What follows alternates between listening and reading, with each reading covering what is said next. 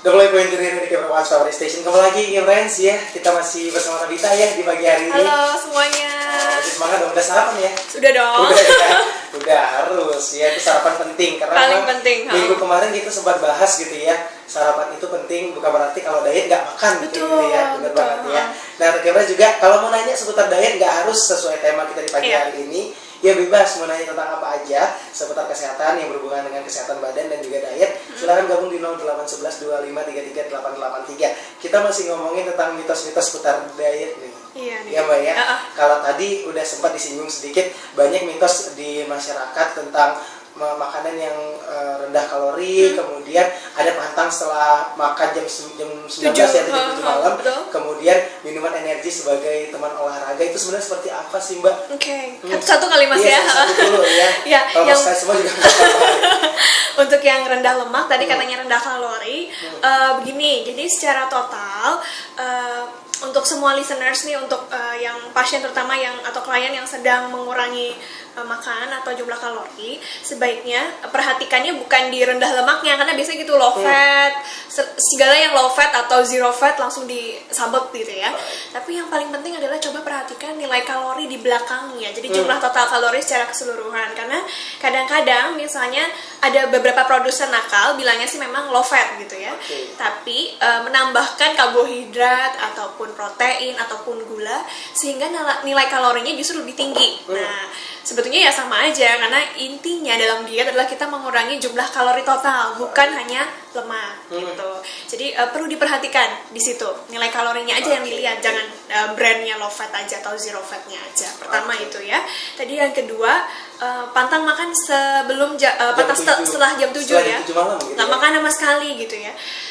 Oke, itu boleh dilakukan kalau orang-orang yang tidurnya jam 10, jam 11 kan Mas. Tapi kalau misalnya memang kayak Mas nih penyiar gitu ya, 24 jam gitu kan nggak mungkin.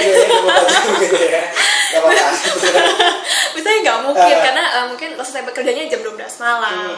Nah, itu diperbolehkan untuk makan. Masih energi bakal kebakar gitu ya. Karena mungkin orang yang bekerjanya sampai jam 12 malam, perkiraan tidurnya mungkin baru jam 3 ya perkiraannya. Nah, itu maksimal, intinya sih secara maksimal makannya 4 jam sebelum istirahat tidur. Maksimal ya 2 jam kita masih tolerir.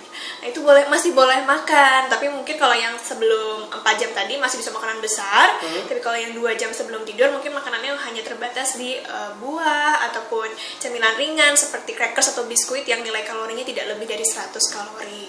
Nah, itu perhatiannya. Jadi jangan langsung menyerta-merta jam 7, tapi perhatikan jam tidur Anda. Nah, 4 jam sebelumnya, nah itu batas maksimal Anda boleh makan besar. Kalau ingin nyemil, istilahnya supper, itu 2 jam sebelum tidur.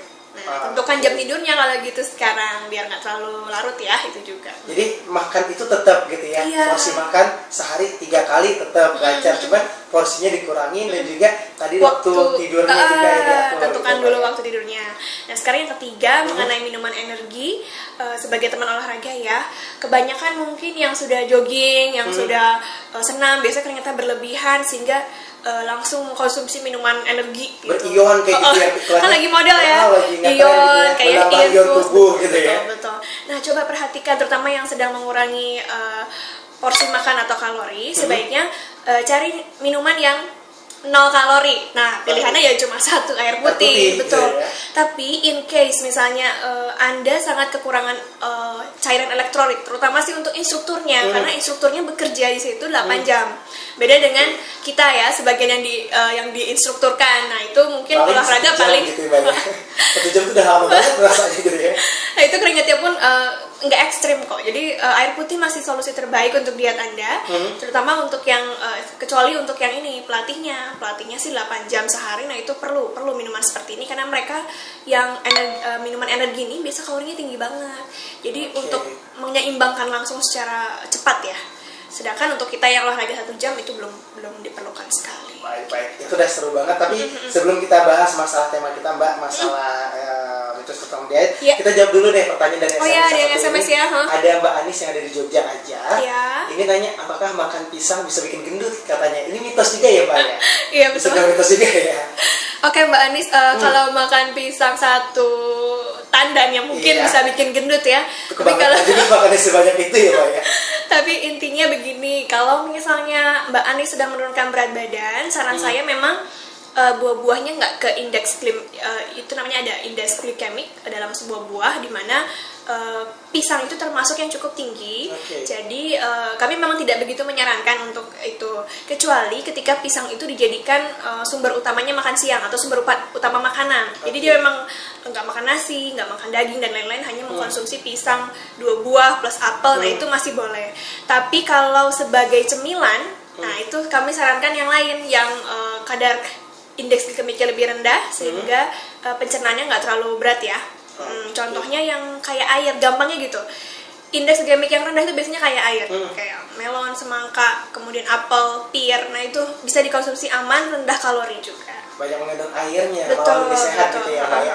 Oke deh Mbak, itu tadi sudah kejawab satu orang ya. Buat yang masih mau tanya, ya masih ditunggu di 0811 2533 883. Itu tadi kalau kita ngomongin mitos-mitos seputar diet Mbak. Tapi kalau misalnya dicintai untuk disakiti itu kira-kira waduh, judul lagu lagi kayaknya.